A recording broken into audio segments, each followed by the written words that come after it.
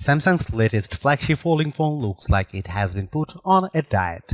The result is a transformation into one of the thinnest and lightest devices available and radically changes how it handles for the better. The Galaxy Z Fold 7 measures 8.9mm thick when shot, well within the realms of a standard smartphone if you ignore the camera bump on the back. It easily fits in a pocket but opens up to turn into a folding tablet just 4.2mm thick. But at $2,000 you pay an awful lot for such a fancy device. It is an expensive, cutting-edge gadget that can, in theory, replace your phone, tablet, and PC in one pocketable device. The Samsung Galaxy Z Fold 7 is the closest thing to a tech inflection point we have at the moment. It is by far the best large screen foldable ever made, super thin, super light, exquisitely made, undeniably powerful and full of AI smarts, and goes straight to the top of our list of the best foldable phones you can buy. It's Samsung's first foldable to almost entirely not under-deliver on cameras, featuring the line's first ever 200-megapixel camera. It feels like more than progress, it's a folding phone revelation. I like it so much that I find myself frantically searching for weaknesses. I probe each part looking for a place where Samsung may have miscalculated, and with very few exceptions, I can't find any weaknesses. If I had to pinpoint where Samsung trips up, it would be in two areas: the removal of the digitizing layer, which leaves the Galaxy Z Fold 7 unable to work with the S Pen, and the price, which now flirts with $2,000 in the US. That's a lot to spend for any phone, though in fairness, this really is like two devices in one, a flagship phone and 8-inch tablet, and so you might be able to justify the outlay. The Galaxy Z Fold 7 starts at $2,000, which is $100 more than the previous model in the US. There is no price hike for buyers in the UK. The base model comes with 256GB of storage and 12GB of RAM at the time of reviewing. The Galaxy Z Fold 7 is on pre-order now and ships from July 25. It's available in Blue Shadow, Silver Shadow and Jet Black, plus a Samsung Online exclusive mint. Those prices make the Galaxy Z Fold 7 one of the most expensive foldables you can buy. In the US, it now costs $100 more than a similarly configured Google Pixel 9 Pro Fold. For instance, there will be deals especially for trade-ins, so look out for those. I agree, this is a lot to pay for a smartphone, but the Galaxy Z Fold 7 is not just a phone. It's also a tablet, yet so thin and light that someone glancing at in your hand might have no idea it's two-in-one. The question is, are you willing to pay more for something that is truly special? If you think the pace of smartphone and flagship innovation feels somewhat ho-hum, you probably haven't seen or touched the new Samsung Galaxy Z Fold 7. This is one of the best design upgrades I have seen in a while, not because it's radically different to the Samsung Galaxy Z Fold 6 that came before it, because it isn't, but because it's so much better in all the ways that truly matter. I will start with the physical specs because they are the most remarkable thing about of this new handset, especially when compared with the Galaxy Z Fold 6 and yes, even the Galaxy S25 Ultra. Unfolded, the Galaxy Z Fold 7 is just 4.2mm thick, that's 1.4mm thinner than the Galaxy Z Fold 6. Folded, the Galaxy Z Fold 7 is 8.9mm, 3.2mm thinner and the Galaxy Z Fold 6 and only 0.7mm thicker than the Galaxy S25 Ultra.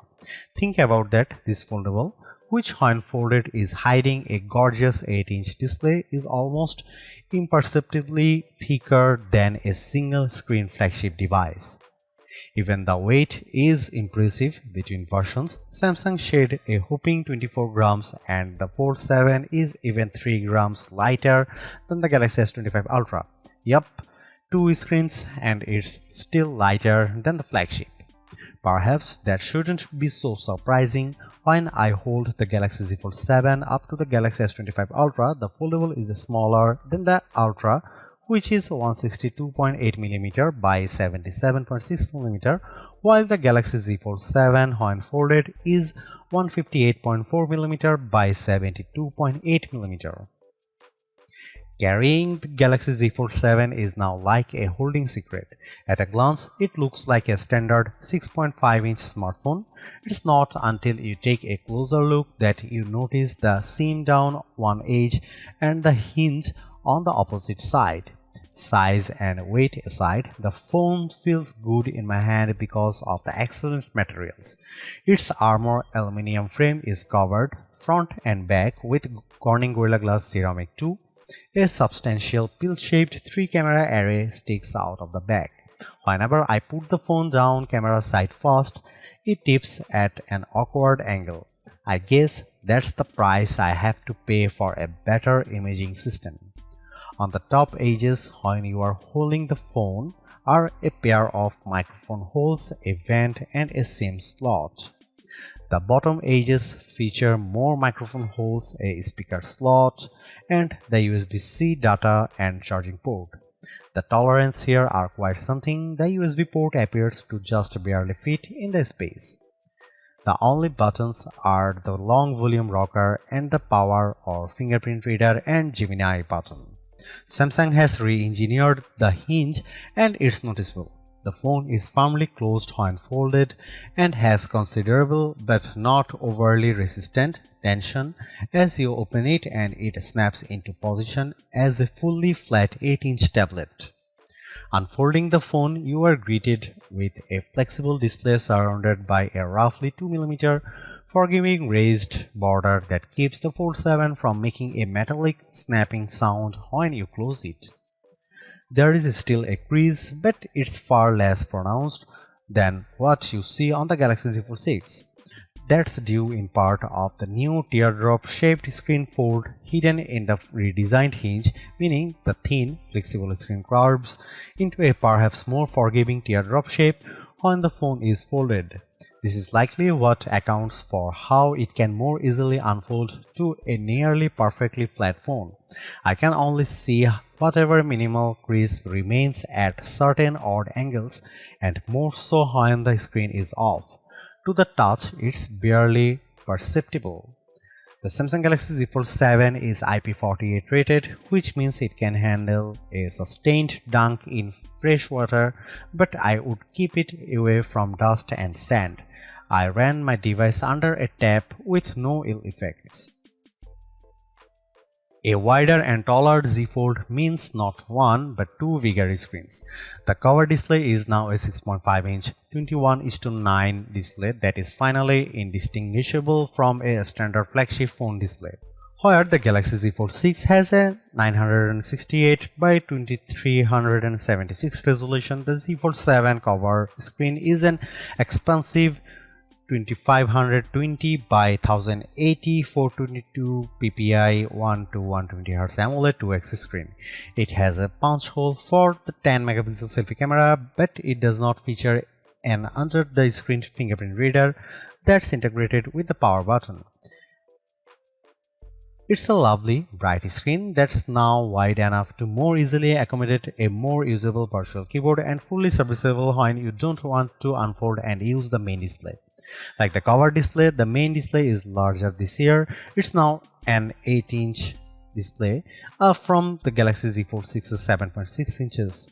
It's also got more pixels, jumping from 2160 by 1856 to 2184 by 1968.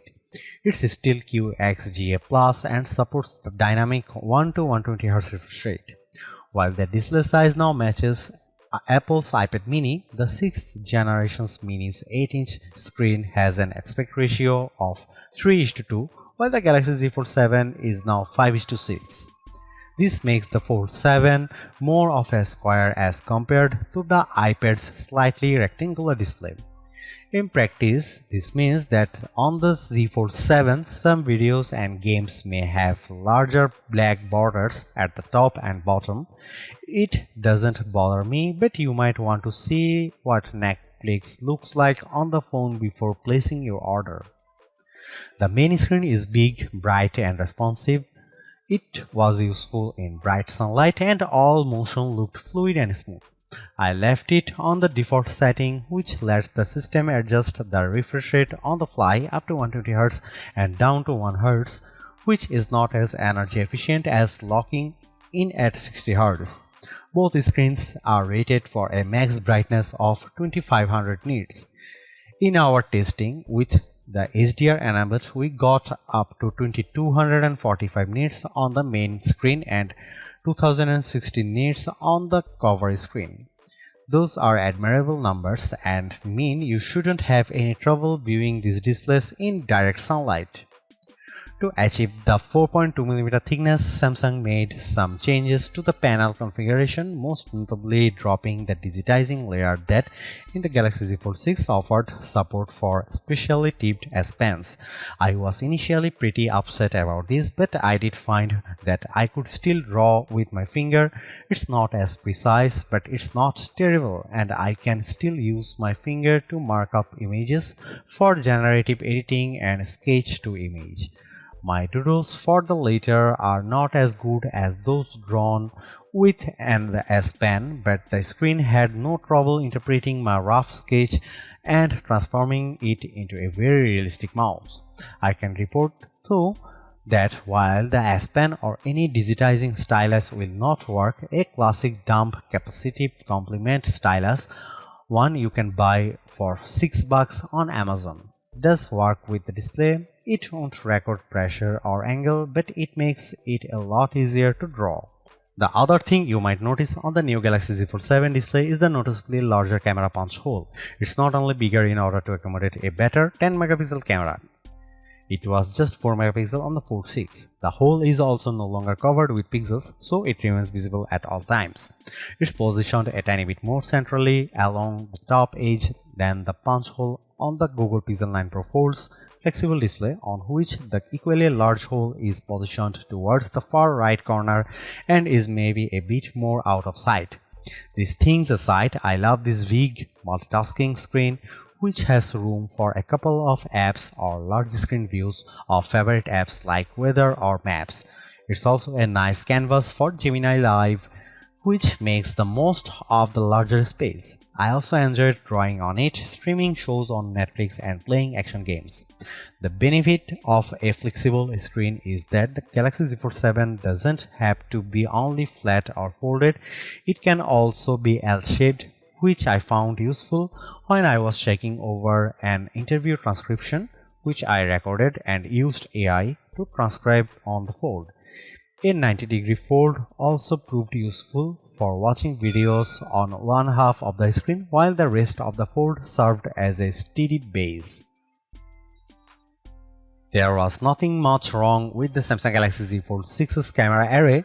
It has a nice 50 megapixel lens, a 10 megapixel and a 3x optical zoom, 10 megapixel, but I was very aware that this was a flagship class phone with a flagship level price, and it bothered me that the best camera array was reserved for Samsung's Ultra line. That is no longer the case. The Samsung Galaxy Z Fold 7 has a new camera system with two notable upgrades and one disappointment. Here's the full camera system: 200 megapixel wide camera, 12 megapixel ultra wide, 10 megapixel 3x telephoto, 10 megapixel cover screen, 10 megapixel main screen. The big news here is the new 200 megapixel sensor that, while similar to what's found in the Samsung Galaxy S25 Ultra, has been re-engineered to fit into the Galaxy Z Fold 7's super slim frame. Like most high megapixel smartphone cameras, this one defaults to a 12 megapixel shot, combining the information from multiple pixels for better clarity, contrast and colors.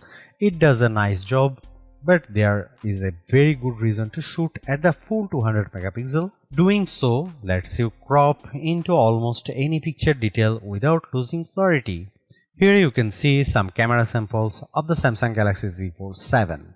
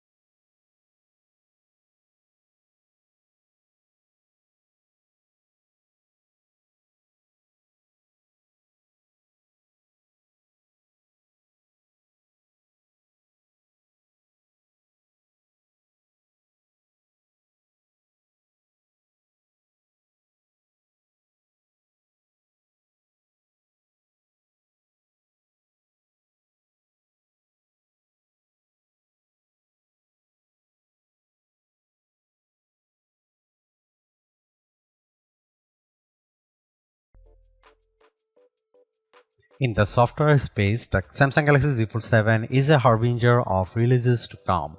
It's the first flagship to release with Android 16, well ahead of the next big Pixel launches, including we expect the Pixel 10 Pro Fold on August 20, and it also has the latest Samsung software in the form of the One UI 8.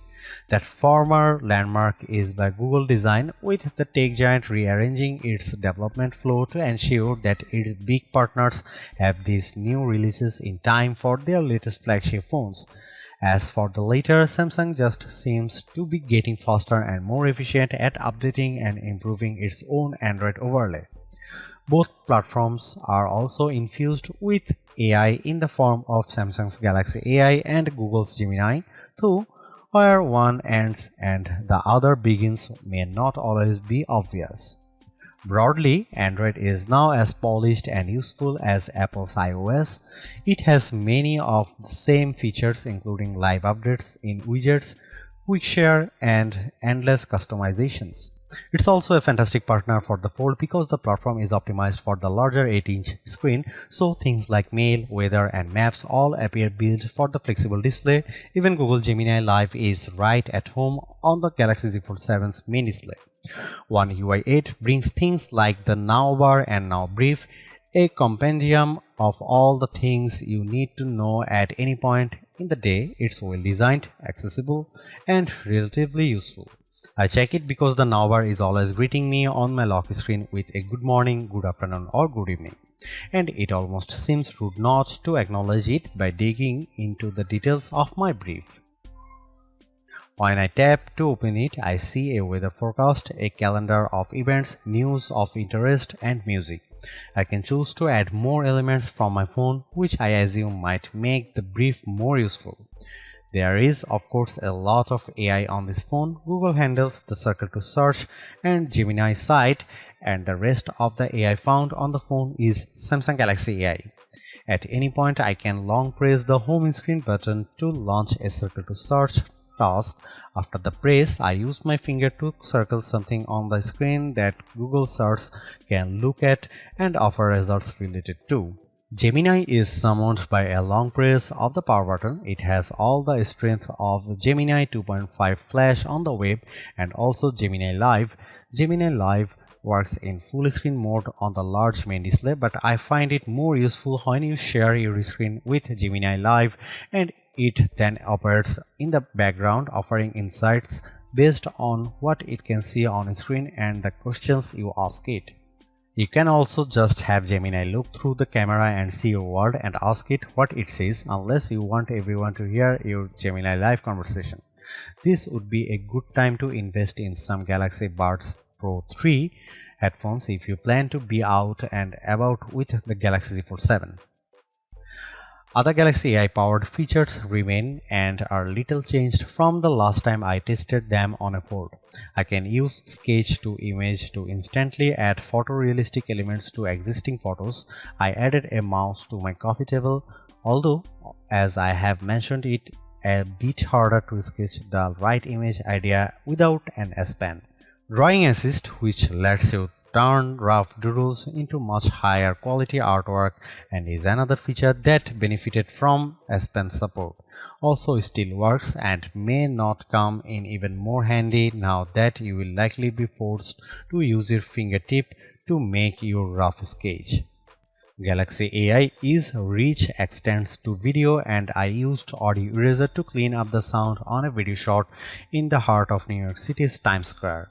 The capabilities more or less match those in Apple's Audio Mix tool, although how the tools pinpoint which extraneous sound to target differs quite a bit. Audio Eraser focuses on crowd noise, voices, and wind, and the results are good, though my voice did end up sounding just a tiny bit robotic, although not dissimilar from the results I got with Audio Mix, the Apple iPhone 16 Pro Max. I am naturally only scratching the surface of Android 16, One UI, and their AI capabilities, which also include things like live translation, text translation, and chat assist. Overall, though, this is a platform I could easily love. If you are already an Android fan, Android 16 will be a welcome upgrade.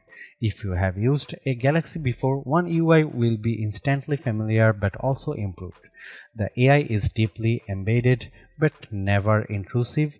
It looks and feels the way I thought Apple Intelligence would be on an iPhone, and how I hope it will look the feel when Apple eventually delivers the updated Siri. Not only does the Samsung Galaxy Z Fold 7 pack Qualcomm's best silicon, it's a customized chip produced just for Samsung's latest foldable, the Snapdragon 8 Elite for Samsung. The difference between the standard Elite and the Samsung version is small but notable. Most reports put the 8 Elite's max clock speed on its 2-core cluster at 4.32 GHz. On the Galaxy Z Fold 7, according to Geekbench 6, it's running at 4.47 GHz. The 6-core cluster is running at 3.53 GHz, which is the same speed as the standard 8 Elite. Samsung backs this powerful AI-ready silicon with 12 GB of RAM for the 256 GB Z Fold 7. The 1 TB model gets 16 GB of memory. I ran Geekbench 6 3 times for both CPU and GPU, and the numbers are impressive. This is the first time in memory that an Android phone's multi-core performance has beaten the latest flagship iPhone, in this case the iPhone 16 Pro Max. Here are my average numbers. Samsung Galaxy Z Fold 7 single-core average score is 2512, while iPhone 16 Pro Max single-core score is 2892. Samsung Galaxy Z Fold 7 multi-core average score is 8986.67, while iPhone 16 Pro Max multi-core score is 8327. Yes, Samsung beat Apple on the multi-core scores. It may look like Apple handily beat Qualcomm on the GPU side, but those numbers are not directly comparable. What matters here, though, is the performance, and the Samsung Galaxy Z Fold 7 has power to spare. I found it fast and fun for everything from web browsing to video games and video editing. I tried stressing out the system by opening 51 tabs in Chrome and Gemini Live, which is probably a more resource-intensive operation. A funny side note here, when I allowed Gemini Live to review my screen and asked it how many browser tabs I had opened, it said 10. I tried to guide it to the number listed next to the microphone icon, and it said 11. When I pointed out its error, Gemini Live apologized and said it had no idea why it made that mistake. I wasn't done pushing the system, so I also launched PUBG. The game opened without issue. I started to play and the phone never skipped a beat. I even used Circle to search to learn more about a car I found. Put another way, this is a thin, light and very powerful system, and it's ready to multitask like the private productivity wonder it is. Audio performance out of the stereo speakers is loud but also clear. Do not expect booming bass, but if you want the Fold 7 to power a party via your Spotify playlist, which yes, you can summon through Gemini, the Fold 7 has you covered. The battery life for the 4400 mAh battery is rated by Samsung at 24 hours of video playback.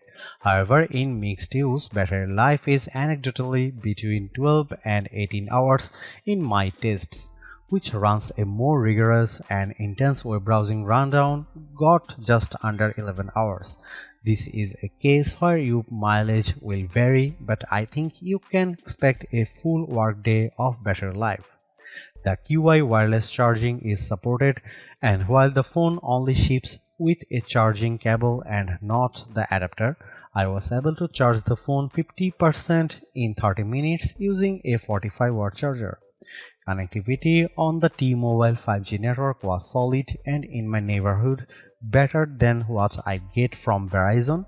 I'm also happy to report that the phone supports Wi-Fi 7 and Bluetooth 5.4. The Samsung Galaxy Z Fold 7 is so thin and light that combined with its larger cover screen, you could easily mistake it for a standard flagship. There is a larger 8-inch display inside, And all this plus the new camera system, the main camera finally gets a 200 megapixel sensor, make this the most desirable Z Fold yet.